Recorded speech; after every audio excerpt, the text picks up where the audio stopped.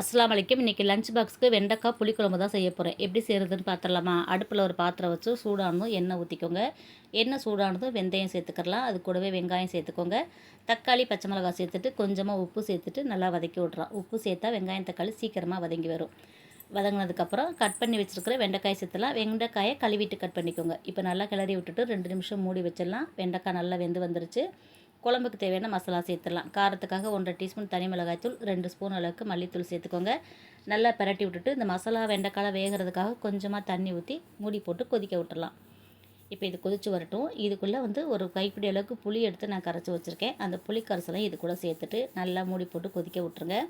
நான் குழம்புக்கு தேங்காய் ஊற்றலான்னு தான் குழம்புலாம் கூட்டி விட்டேன். ஆனால் லாஸ்ட்டாக உடச்சி பார்க்கும்போது தேங்காய் கெட்டு போயிடுச்சு. அதனால் தேங்காய் ஊற்றாமலே குழம்பு வச்சுட்டேன். கருவேப்பிலை ஃபஸ்ட்டு சேர்க்க மறந்தனால லாஸ்ட்டாக கருவேப்பிலையும் கொத்தமல்லியும் தூவிட்டு ஸ்டவ் ஆஃப் பண்ணி விட்டுறலாம். அவ்வளோதான், புளிக்குழம்பு ரெடி ஆயிடுச்சு. தொட்டுக்கிறதுக்கு கொத்தவரங்காய் பொரியல் அப்படியே செய்யலான்ட்டு ரெசிபி வீடியோ எடுக்கலாம் எல்லாம் ரெடி பண்ணிட்டேன். தேங்காய் இல்லாதனால அது செய்ய முடியல. தேங்காய் மாற்றிட்டு வந்ததுக்கப்புறம் தான் ரெசிபி எடுக்கணும்.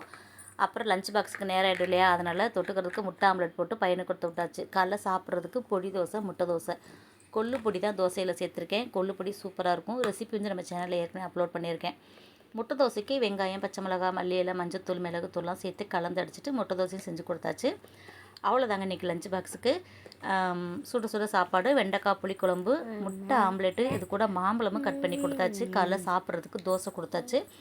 அதுக்கப்புறமா கொத்தவரங்காய் பொரியலும் பொரிச்சு எடுத்து ரெசிபி வீடியோ எடுத்திருக்கேன். இன்ஷால்லா நாளைக்கு அப்லோட் பண்ணுறேன். இன்றைக்கி நம்ம சேனலில் முருங்கைக்கீரை துவரம்பருப்பு கடையில் எப்படி செய்கிற ரெசிபி வீடியோ நான் அப்லோட் பண்ணியிருக்கேன். ப்ளே பட்டனில் லிங்க் கொடுக்குறேன்.